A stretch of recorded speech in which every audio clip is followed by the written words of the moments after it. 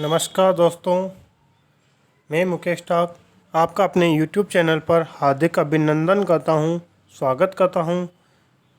तो मेरे प्यारे स्टूडेंट्स, आज हम कक्षा 10 की सामाजिक विज्ञान का पहला पाठ पढ़ने जा रहे हैं, जिसके 2 भाग हमने पढ़ लिए थे।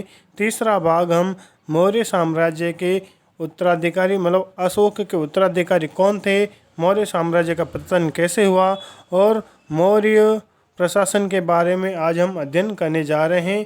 तो ध्यान से समझेंगे और जो जो क्वेश्चन इनमें से बनते हैं मैं आपको बताता रहूँगा कि कौन से क्वेश्चन बन सकते हैं और उन्हें कैसे याद रखना है। ठीक है, तो हम शुरुआत करने जा रहे हैं अब अपने चैप्टर की। तो सबसे पहले है अशोक के उत्तराधिकारी और मौर्य साम्राज्य का पतन कैसे हुआ, इसके बारे में पढ़ेंगे। तो अशोक के अगले मतलब आपको मालूम होगा कि अशोक ने लगभग 40 वर्षों तक हिंदुस्तान पर शासन किया था और लगभग 232 ईस्वी को उसकी मृत्यु हो गई थी। उसके बाद उसके जितने भी उत्तराधिकारी थे उनके बारे में अध्ययन करते हैं। तो अशोक के बाद अगले 50 वर्ष अगले 50 वर्ष तक उसके कमज़ोर उत्तराधिकारियों का शासन रहा था। उसके जितने भी उत्तराधिकारी थे सब कमज़ोर थे। और अशोक के बाद कुणाल राजा बना था। अशोक के बाद उसका उत्तराधिकारी कौन राजा बना था? कुणाल। वेरी इंपॉर्टेंट है कुणाल, जो कि ये अंधा था, ये ध्यान रखना। तो अशोक के बाद कुणाल राजा बना और जिसे दिव्यावदान में धर्म विवर्धन कहा जाता है। वेरी इंपॉर्टेंट क्वेश्चन बनना है यहाँ से। कुणाल को दिव्यावदान में किस नाम से जाना जाता है? धर्म विवर्धन। क्या नाम है? धर्म विवर्धन। तो धर्म विवर्धन किसका नाम था? कुणाल का नाम था। किसके अंदर पता चलता है? दिव्यावदान के अंदर पता चलता है। अब बात करते हैं राजतरंगिणी के बारे में। ध्यान रखना, राजतरंगिणी कल्हण नामक लेखक ने लिखी थी। तो राजतरंगिणी के अनुसार उस समय जलोक कश्मीर का शासक था। राजतरंगिणी के अनुसार कश्मीर का शासक कौन था? जलोक। वेरी इंपॉर्टेंट, याद रखने वाली चीज़ है। राजतरंगिणी के अनुसार कश्मीर का शासक कौन था? जलोक था। और तारानाथ ध्यान रखना, तिब्बत का एक महान कवि है। तारानाथ के अनुसार अशोक का पुत्र जो वीर सेन है वो गांधार का स्वतंत्र शासक बन गया था। तारानाथ के अनुसार अशोक का एक पुत्र है वीर सेन। क्या नाम है? वीर सेन। ये कहाँ का स्वतंत्र शासक बन गया था? गांधार का शासक बन गया था। और कुणाल के अंधा होने के कारण मगध का प्रशासन उसके पुत्र संप्रति के हाथों में आ गया। मतलब कुणाल जो था ना वो तो अंधा था, उससे साम्राज्य संभला नहीं। तो कुणाल का जो बेटा था संप्रति, उसके हाथों में शासन आ गया था। कुणाल के पुत्र दशरथ, कुणाल का एक और पुत्र था जिसका नाम क्या था? दशरथ ने भी मगध पर शासन किया था। और दशरथ ने क्या किया था? नागार्जुन गुफाएं जो है ना वो उनको आजीविकों को दान में दे दी। आजीविक जो होते हैं बौद्ध धर्म से संबंधित होते हैं, कई जने जो भिक्षा मांग के अपना काम चलाते हैं, तो उनको नागार्जुन गुफाएं आजीविकों को दान में दी थी। किसने दी थी? दशरथ ने दी थी। ध्यान रखने वाली चीज़ है। अब आगे बात करते हैं, बृहदत्त अंतिम मौर्य सम्राट था। ये क्वेश्चन बहुत ज़्यादा बार पूछा जाता है कि मौर्य साम्राज्य का अंतिम शासक कौन था? बृहदत्त था। कौन था? बृहदत्त। वेरी इंपॉर्टेंट है ये। उसका एक ब्राह्मण मंत्री था पुष्यमित्र शुंग। इसने इसका वध कर दिया, इसने इसको मार डाला और किस वंश की स्थापना की? शुंग वंश की स्थापना की।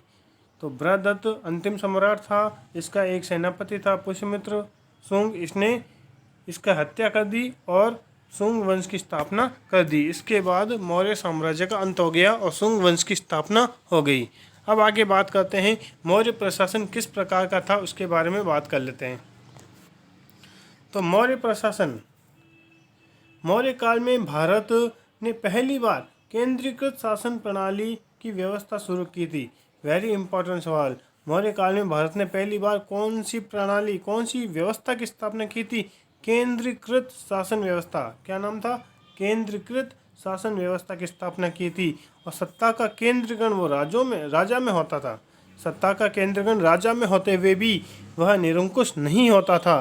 कौटिल्य ने राज्य के 7 अंग निर्दिष्ट किए हैं। कौटिल्य ने राज्य के 7 अंग बताए हैं। कितने अंग बताए हैं? 7।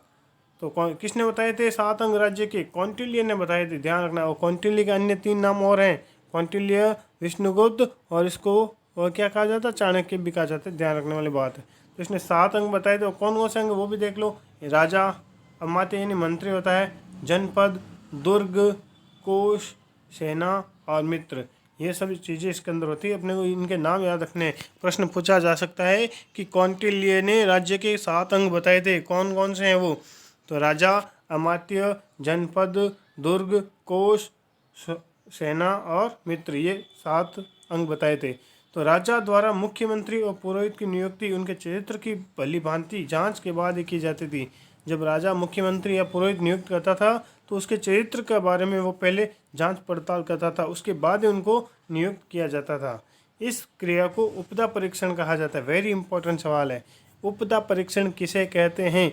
तो मतलब राजा, मुख्यमंत्री या राजपुरोहित को नियुक्त करते समय उस करने से पहले उसके चरित्र की जांच की जाती है, तो उसे ही उपदा परीक्षण कहा जाता है। ये लोग मंत्रिमंडल के अंतरंग सदस्य थे। ये लोग मंत्रिमंडल के अंतरंग सदस्य थे। मंत्रिमंडल के अतिरिक्त परिषद मंत्रण भी होता था। मंत्रिमंडल के अतिरिक्त परिषद मंत्रण भी होता था, जो एक तरह से मंत्री परिषद था। जो एक तरह से क्या था? मंत्री परिषद था। अब आगे बात करते हैं केंद्र प्रशासन कैसा था, उसके बारे में बात करते हैं। तो अर्थशास्त्र वेरी इंपॉर्टेंट किताब है। अर्थशास्त्र किताब चाणक्य ने लिखी थी, और नाम से ऐसा पता चलता है जैसे ये रुपए पैसों से संबंधित, बल्कि ऐसे नहीं, ये राजनीति से संबंधित है। इस बात का आप ध्यान रखेंगे। अर्थशास्त्र 18 विभागों को उल्लेख करता है। अर्थशास्त्र कितने विभागों को उल्लेख करता है? 18, जिन्हें तीर्थ कहा जाता है। मतलब अर्थशास्त्र में 18 विभाग हैं, उन्हें क्या कहा जाता है? तीर्थ कहा जाता है। क्या कहा जाता है? उन्हें तीर्थ कहा। तो 18 विभागों को तीर्थ कहा जाता है, और जो तीर्थ का अध्यक्ष होता है उसे महामात्र कहा जाता है। तीर्थ के अध्यक्ष को क्या कहा जाता है? महामात्र कहा जाता है। वेरी इंपॉर्टेंट है, याद रखने वाली चीज़ है। अब देखो सर्वाधिक महत्वपूर्ण तीर्थ कौन कौन से होते थे। एक तो मंत्री होता था, एक पुरोहित और सेनापति और युवराज, ये 3 चीज़ें होती थी। तो ये बात अपने को याद रखनी है कि अर्थशास्त्र के अनुसार कितने विभाग थे? 18 विभाग थे, और विभागों को क्या कहते थे? तीर्थ कहते थे। और तीर्थ के अध्यक्ष को महामात्र कहा जाता था। और सर्वाधिक महत्वपूर्ण तीर्थ कौन कौन से थे? मंत्री, पुरोहित, सेनापति और युवराज, ये होते थे। अब देखो समाहर्ता की बात करते हैं। समाहर्ता का क्या काम था? इसका कार्य था राजस्व एकत्र करना, आय व्यय का ब्यौरा रखना और वार्षिक बजट तैयार करना, ये इसके कार्य थे। समाहर्ता के क्या कार्य थे? ये राजस्व एकत्र करता था, मतलब टैक्स इकट्ठा करता था। आय व्यय का ब्यौरा रखता था, मतलब कहाँ खर्च हुए, कहाँ से पैसे आए, सबका लेखा जोखा रखता था। और वार्षिक बजट तैयार करना, मतलब एक साल में कहाँ कहाँ खर्च करने पैसे, कहाँ से पैसे आएंगे, उन सभी का बजट तैयार करता था। उसका नाम क्या था? समाहर्ता। उसे समाहर्ता कहते हैं। आगे बात करते हैं सन्निधाता के बारे में। सन्निधाता का मतलब कोषाध्यक्ष होता है। क्या होता है? सन्निधाता का मतलब कोषाध्यक्ष होता है। साम्राज्य के विभिन्न भागों में कोष गृह और अन्नागार बनवाना, इसका पहला कार्य यही था कि विभिन्न भाग, साम्राज्य के जो भी भाग हैं वहाँ कोष गृह होना चाहिए, और अन्नागार मतलब धान रखने के लिए अन्नागार होना चाहिए। तो अर्थशास्त्र में 26 विभाध्यक्षों का उल्लेख है। अब देखो कोषाध्यक्ष है, सिताध्यक्ष है ना, ये कृषि से संबंधित कार्य करता था। ध्यान रखने वाली बात है, कई बार क्वेश्चन पूछा जा चुका है। सिताध्यक्ष किससे संबंधित है? कृषि से संबंधित है। और पणियाध्यक्ष बिजनेस यानी व्यापार से संबंधित है। सूत्राध्यक्ष ये कताई या बुनाई से संबंधित है। लूनाध्यक्ष बुचड़ खाने से संबंधित है। और विविताध्यक्ष ये चारागाह से संबंधित है। और लक्षणाध्यक्ष वेरी इंपॉर्टेंट है, ये भी पूछा गया है। लक्षणाध्यक्ष किससे संबंधित है? मुद्रा जारी करना, मुद्रा से संबंधित है।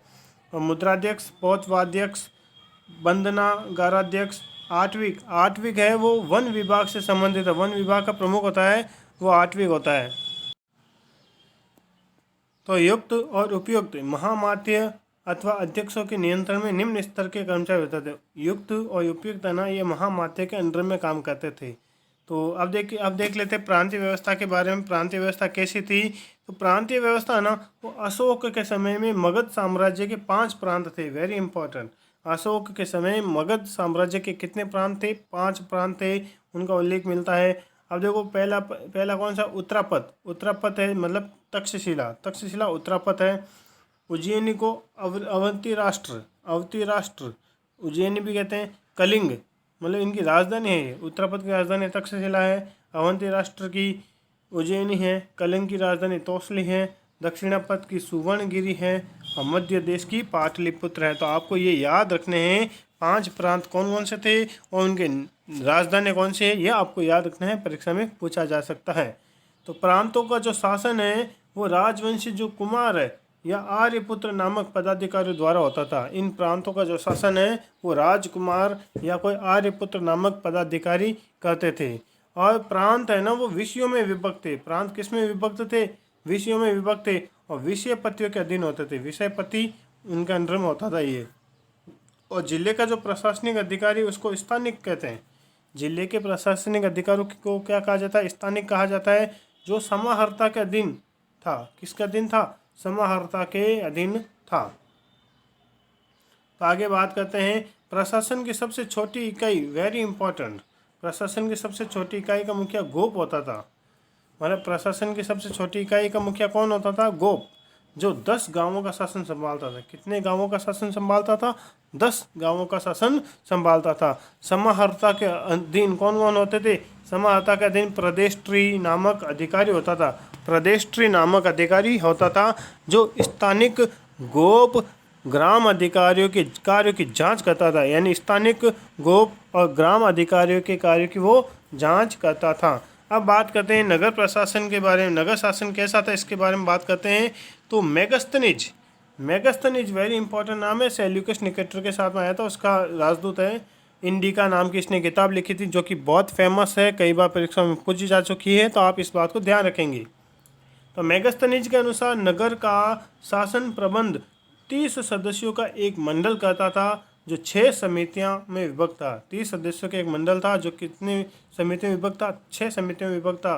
प्रथम समिति उद्योग शिल्पों का निरीक्षण, द्वितीय समिति वो विदेशियों की देखरेख करती थी, और तृतीय समिति जन्म और मरण का लेखा जोखा करती थी, और चतुर्थ समिति वो व्यापार या वाणिज्य से संबंधित कार्य करती थी, और पांचवी समिति है वो निर्मित वस्तुओं के क्रय विक्रय का, और छठी समिति वो विक्रय मूल्य का 10वां भाग बिक्री कर के रूप में वसूलती थी।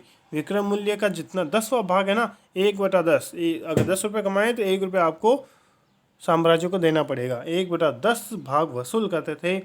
प्रत्येक समिति में 5-5 सदस्य होते थे। ठीक है, अब आगे बात करते हैं हम। अब बात करते हैं सैन्य अध्यक्ष के बारे में। सैन्य अध्यक्ष मतलब सेना के संगठन हेतु पृथक सैन्य विभाग था। सेना के संगठन हेतु पृथक सैन्य विभाग था जो 6 समितियों में विभक्त था। कितनी समितियों में विभक्त था? 6। प्रत्येक समिति में 5 सदस्य होते थे। ये समितियां सेना के 5 विभागों की देखरेख करती थी। कितने विभागों की देखरेख करती थी? 5 विभागों की ये देखरेख करती थी।